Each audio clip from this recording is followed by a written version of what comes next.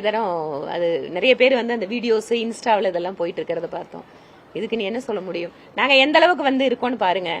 யார் வேணும்னாலும் எங்க பின்னால வந்து காட்டுற அளவுக்கு பிஜேபி கருத்து சுதந்திரத்தை அனுமதிக்குது. ஓகே, ஒரு பக்கம் அது ட்ரோலு, ஒரு மீம்ஸ், ஒரு காமெடி, எது வேணாலும் எடுத்துக்கலாம், என்ன மெசேஜ் வேணாலும் எடுத்துக்கலாம். பட் நீங்க கேக்குறீங்க இல்லையா, இதே விஷயத்த இன்னொரு கட்சியில இந்த பக்கம் நின்று பண்ண முடியுமான்னு பாருங்க. அப்ப யாரு பாசிசம், யாரு கருத்து சுதந்திரம், எங்க சட்டம் அப்படிங்கறதெல்லாம் தெரிய வரும். So they are taking it in a light way. Sarkar போட டயலாக் போட்டு கூட்டம் யார பாக்குறாங்கன்றது முக்கியம், யார ரசிக்கிறாங்க அந்த மாதிரி இதெல்லாம் போட்டுருக்காங்க. மீம்ஸ்க்கு என்னங்க, நிறைய எப்படி வேணாலும் போடலாம். என்ன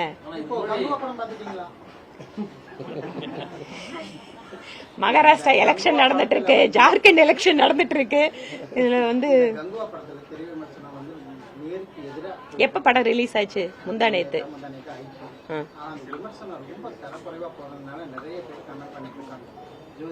யாரு விமர்சனம் தரக்குறைவா போடுறாங்க?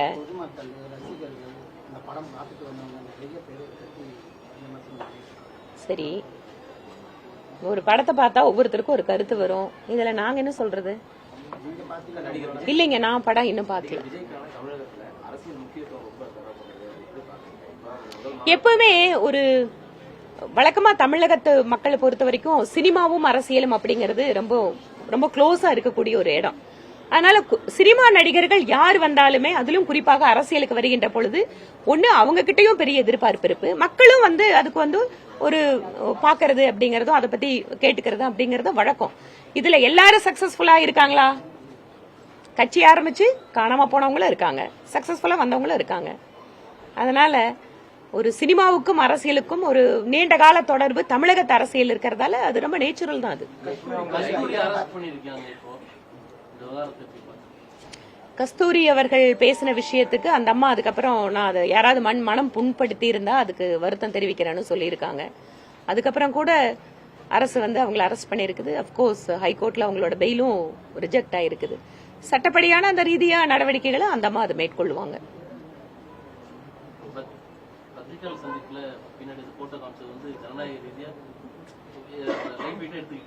லைட் வெயிட்டா இல்ல,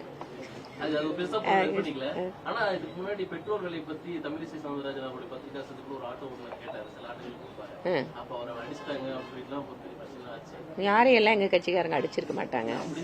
அப்படிப்பட்ட அடிக்கிற ஆளுங்களா வச்சிருக்க. நீங்க நினைச்சு பாருங்க தம்பி, 6 வருஷத்துக்கு முன்னாடி என்ன இல்ல, நான் கேக்குறேன், 6 வருஷத்துக்கு முன்னாடி அடிச்சுட்டாங்கிறீங்க. அப்புறம் தொடர்ச்சியா நாங்க தான் ஆட்சியில் இருந்தோம். இப்பவும் திரும்பி 3வது முறையா நாங்க தான் ஆட்சிக்கு வந்திருக்கோம். ஆனா ஒரு பத்திரிகையாளர் சந்திப்பு நடக்கும்போது ஒரு சின்ன தம்பி வந்து காட்டுற அளவுக்கு நாங்க எப்படி இருக்கோம், எல்லாத்தையும் மதிக்கிறோம்.